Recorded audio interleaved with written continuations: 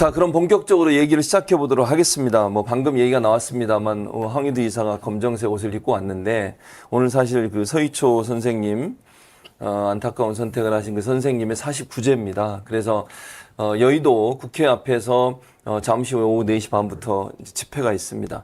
지난 주말에 제가 여의도에 갔었는데 엄청나게 많은 분이 오셨어요. 정말 여의도역하고 국회의사당역이 내릴 수 없을 정도로 그렇게 많은 분들이 오셨더라고요. 그래서 이제 그 선생님들의 분노 이런 부분들을 볼 수 있는 그런 기회가 됐었는데 오늘 뭐 여러 가지 논란이 있긴 합니다만 그럼에도 불구하고 오늘 49제가 있다는 사실을 말씀을 드리고 또 우리 서울시 교육감 조희영 교육감은 참석하기로 했습니다. 그것도 말씀을 드리겠습니다. 자, 일단 최근에 보니까 서희초 선생님 이 안타까운 사건 이후에 여러분들이 또 비슷한 상황을 경험하신 분들이 계세요.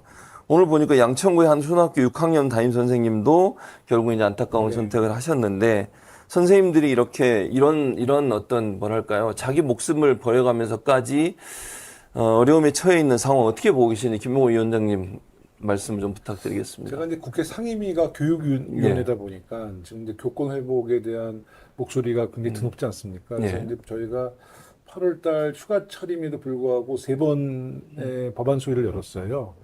그래서 집중적으로 교권 회복에 대한 문제를 집중 논의했는데 정말 선생님들께 너무나 죄송스럽습니다만은 이 문제가 왜 지금까지 국회에서 집중적으로 다뤄지지 않았는가 이런 사실 반성도 하면서 여야 의원들이 모처럼 그 광장에 계신 선생님들의 목소리를 그 요청을 담아내는 이제 법안 심사를 했거든요. 거의 다수의 법안은 합의 처리가 됐는데 아직도 미묘한 차이가 있어서 9월 7일 날 또 한 번의 법안 소위를 열어서 본회의가 9월 21일 날 있습니다. 4차 법안 소위에서 교권 회복에 대한 선생님들의 목소리를 최대한 반영해서 9월 21일 날 통과시킬 생각입니다. 정말 다시 한번 말씀드리지만 이 교권 회복은 저희가 지금까지 너무 그 교권에 대한 좀 소홀함을 반성하고 지금이라도 빨리 개선해서 우리 공교육이 정상화될 수 있도록 저희도 최선의 노력을 다할 생각입니다. 국민의힘은 적극적으로 도와주고 있나요? 의견이 어떻습니까? 지금 이제 교권 회복이라는 이제 교사 선생님들의 열망, 또 국민들의 목소리를 의식하지 않을 수가 없죠. 우리 최진봉 교수님께서도 지난주 여의도 오셔서 보셨지만 저도 여의도를 왔는데 정말 많은 분들이 선생님들이 이제 검정색의 옷으로 정말 여의도 광장이 거의 꽉 찼거든요. 아마 국민의힘도 그 같은 이제 분위기를 보면서 상당히 마음이 무거워지지 않을까 싶어요. 다만 이조 장관이 이제 오늘의 그 집회에 대해서 상당히 좀 겁박지른다고 그럴까요? 징계를 운운했잖아요. 얼마 전에 그 교육계 사자협의체 저도 참석하는 사자협의체 이조 장관이 계셔서 그러서는 안 된다. 지금은 선생님의 시간이다. 최대한 이조 장관의 좀 따뜻한 리더십을 기대하겠다. 이런 제가 발언을 했습니다. 특히 오늘 윤석열 대통령도 뭐 비슷한 발언을 했던 것 같아요. 교사 선생님의 목소리를 경청해라. 그리고 정말 모순이 오늘 이제 여러 가지 집회에 국민의힘 원내 지도부가 간다는 거예요. 49제 행사 때. 그러면 교육부는 징계하겠다고 그러고 또 국민의힘 여당 지도부는 그 행사에 참여하고 대통령은 경청하라고 그러고 지금 다 따로 노는 것 같아요. 그러니까 이제 정당이라는 것은 내년 총선을 의식해서 가는 것 같고 진심 엎드리는 것 같아요. 이조 장관은 질서를 한번 잡겠다는 거고 윤석열 대통령은 이 집회를 반국가 세력으로 볼 것이냐, 교사를 볼 것이냐. 내년 총선이 이제 있으니까 좀 경청해봐라. 그러면서 약간 모호한 태도를 취하고 있거든요.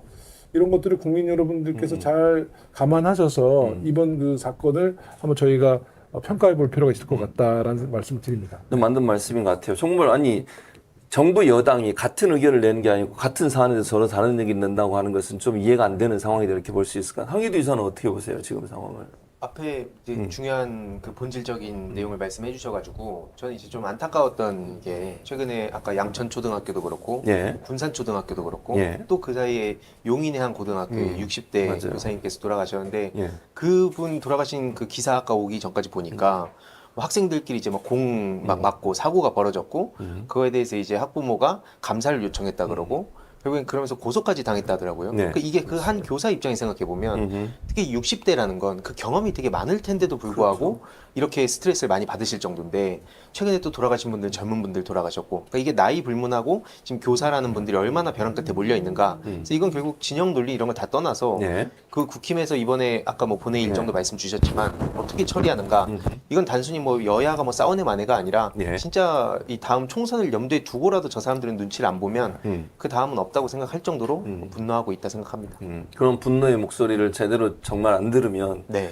저분들 심판받을 거다 이런 맞습니다. 말씀을 해주신 것 같고, 그러니까 지금 뭐 황희두 이사도 몇 가지 얘기했지만 김 의원님 보실 때, 그러니까 학교의 공교육이 사실 교권이라고 하는 부분이 많은 부분 무너졌다 이렇게 볼 수 있는 거죠. 그러니까 우선 지금 교권 회복에 대한 법적 제도를 마련하고 있지 않습니까? 그러니까 법안으로 이제 제도를 만들어 하는데 예. 실제로 가장 중요한 거는 그 교사를 충원하고 예. 재원을 투입하는 것이 교권 회복의 핵심이에요. 아무리 법을 만들고 심의위원회를 만들어도 그 심의위원회 전담할 수 있는 교사 선생님이 필요하잖아요. 근데 지금 윤석열 정부는 최근에 이제 뭐 저출산 인구 절감 때문에 학교에 대한 재원과 그 교사를 줄이겠다라는 확실한 그 노선을 갖고 있거든요. 예. 그럼 아무리 우리가 법을 보완하고 개선하더라도 재정 투입하지 않고 교사 선생님을 충원하지 않으면 막대한 또 이 업무 증가 때문에 선생님들이 스트레스 받고 또 이 같은 극단적인 선택이 앞으로도 계속 이어질 수 있다는 것이죠. 그래서 제가 장관에게도 우리가 국회에서 법을 다루기 때문에 정말 촘촘하게 교권 회복에 대한 법은 우리가 마련하겠다. 다만 선생님도 더 많이 충원해 주시고 그리고 재정을 투입해라. 이런 질문에는 답변을 못 해요. 뭐 기재부가 반대를 해서 좀 어렵습니다. 약간 이렇게 답변을 해서 이것은 교권 회복에 대한 정부의 의지가 사실 엿보이지 않는다는 것이죠. 흉내만 내고 있다라고 저는 보이거든요. 그래서 하루 빨리라도 하여튼 그 선생님도 더 증원하고 특수교사 증원하고 네. 재정을 더 투입해서 확실한 교권 회복, 공교육을 살릴 수 있는 길은 역시 그 두 가지 방법이라고 저는 생각이 듭니다. 네. 그러니까 주말에 뭐 우리가 얘기 나눴습니다만 지방에서도 보니까 버스가 500대가 올라왔대요. 20만 명 정도가 모였다 이런 얘기를 하는 걸 들었는데. 근데 선생님들은 아시다시피 전 세계적으로 유일하게 대한민국 선생님 교사만 정치 참여가 안 되거든요. 맞아요. 못하게 돼 있죠. 이거 굉장히 이례적인 일입니다. 예, 맞습니다. 네, 선생님들이 이렇게 집단 행동을 지금까지 해오신 적이 없어요.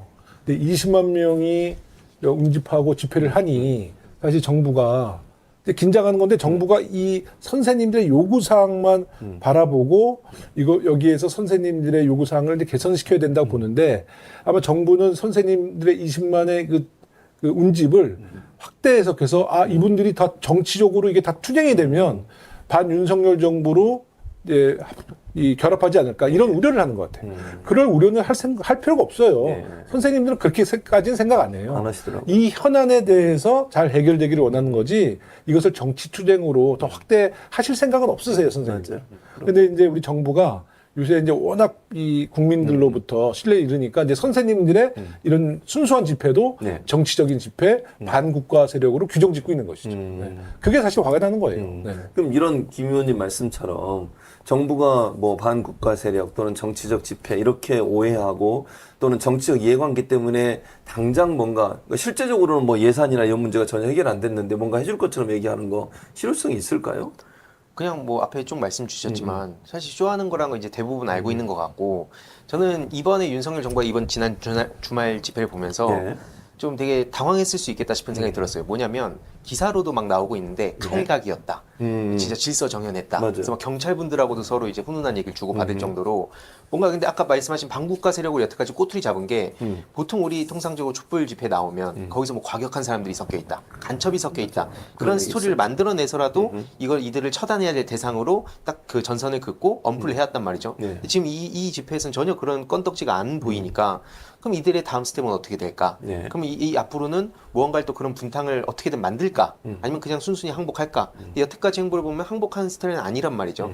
그럼 그 다음은 우리가 좀 예측을 하고 미리 좀 대비할 필요는 있다는 생각이 듭니다.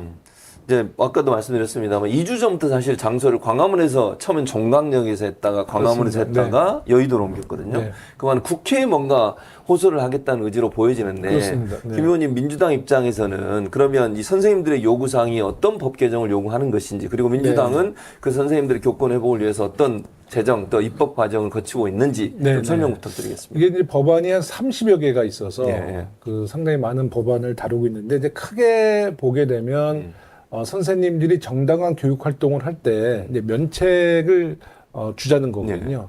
지금은 선생님들의 정당한 교육 활동임에도 불구하고 학부모나 이제 학생들이 이제 아동학대로 신고를 하게 되면 굉장한 불이익을 받습니다. 네.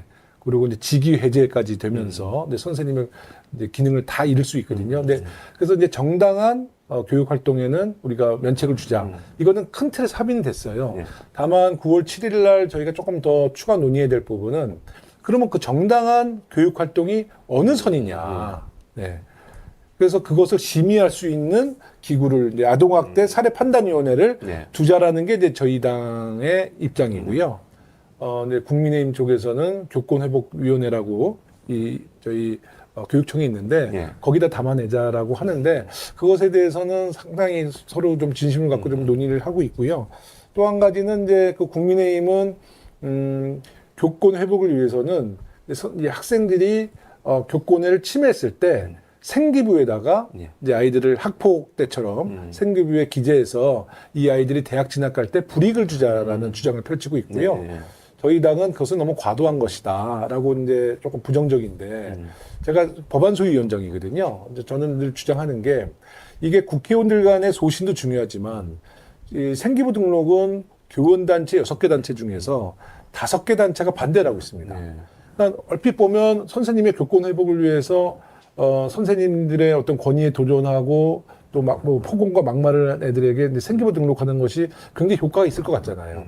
근데 선생님들의 판단은 이 법이 국회에 통과돼서 적용이 됐을 때는 아마 교사와 교사 선생님과 학부모 또 학생들과의 첨예한 대립의 단초가 될 거라 보는 거예요. 그렇게 되면 소송전이 시작될 거 아닙니까?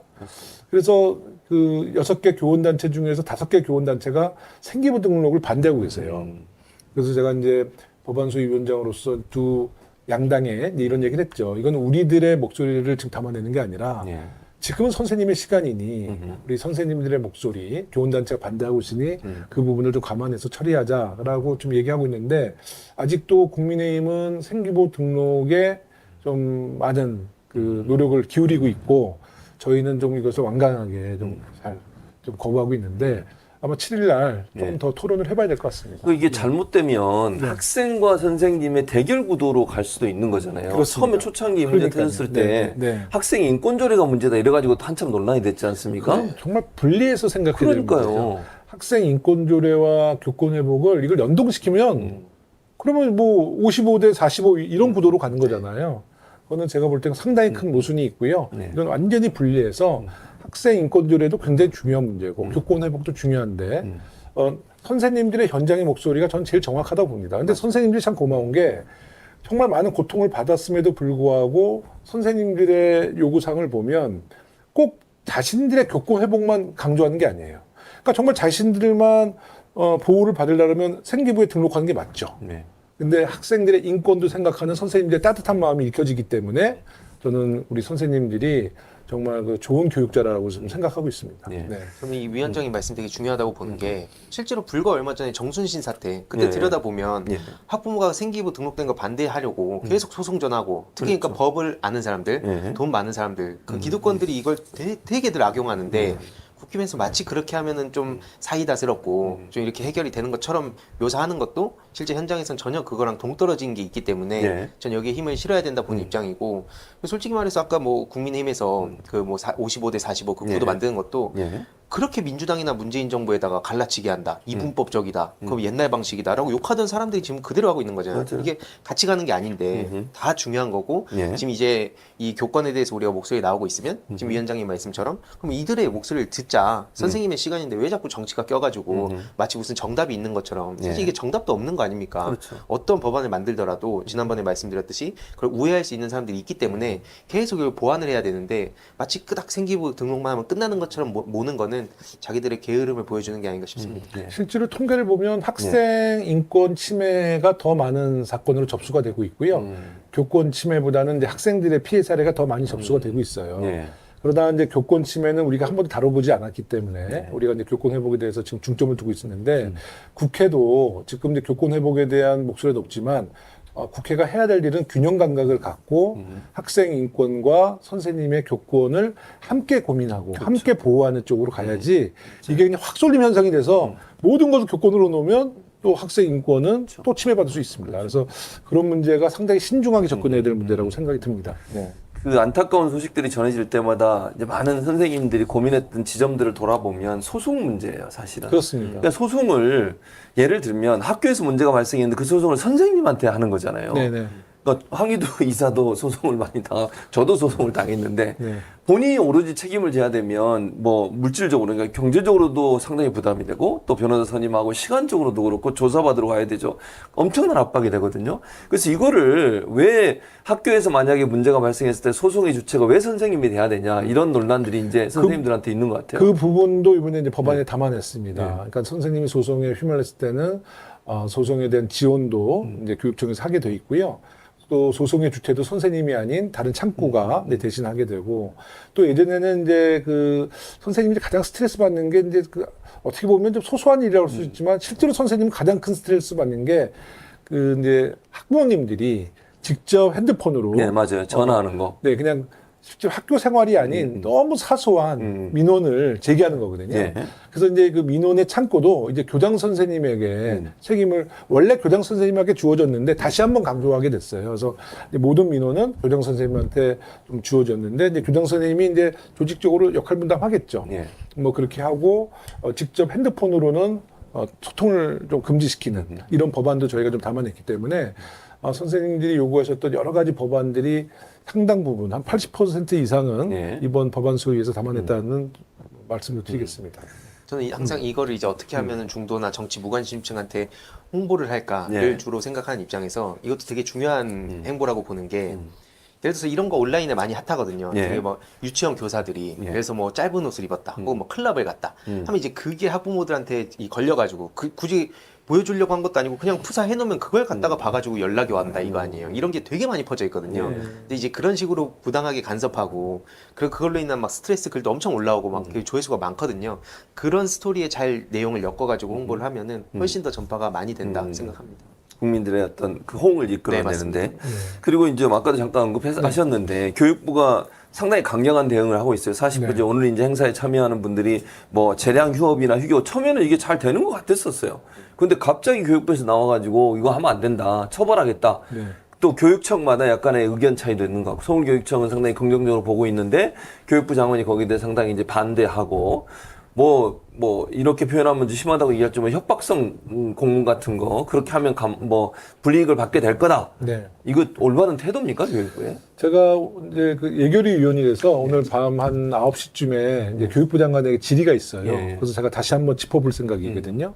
아까도 언급을 했습니다마는 교육부에서는 뭐 징계까지 그 운운하고 있는데 정부가 그렇게 좀 강력한 조치를 한다는데 왜 그럼 지도부는 그 집회에 가서 선생님들에게 힘을 실어주고 또 대통령은 또 잘 경청하라 그러고 그러니까 실제로 더 혼란스러운 거잖아요. 그래서 그런 입장에 대해서 이조 장관께 질의를 할 텐데요. 하여튼 대통령이 최근에 이념적인 발언을 많이 해서 자꾸 이제 뭐 1 더하기 1을 10으로 받는 사람들은 뭐 우리의 이제 그 싸워야 될 대상이다 이렇게 갈라치기를 하니까 이조 장관이 약간 확대 해석한 거 아닐까.